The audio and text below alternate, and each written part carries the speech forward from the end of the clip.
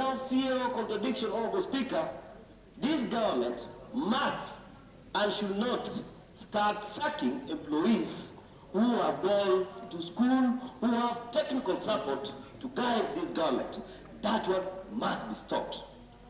Honorable Speaker, for us to achieve what the motion is saying, Honorable Speaker, that's about service delivery. Nairobi Regeneration Committee, Honorable Speaker, which was formed by His Excellency the President, must come back. Honorable Speaker, the Regeneration Committee was very clear. It had the 4 agendas.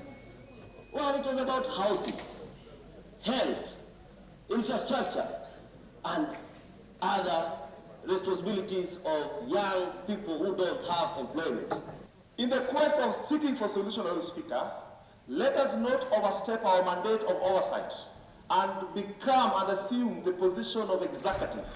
Let us remain oversighters. We need to ensure that service delivery to Mwananchi is taken care of despite the challenges that we are going through now. The executive to ensure that they partner with Kenya Urban Roads Authority, KURA, in tarmacking and maintenance of the county roads. Pending bills, all pending bills, particularly for youths, women, and persons with disability, be cleared. Solid waste management, the executive to develop a structured work frame on how to deal with the refuse collecting funds.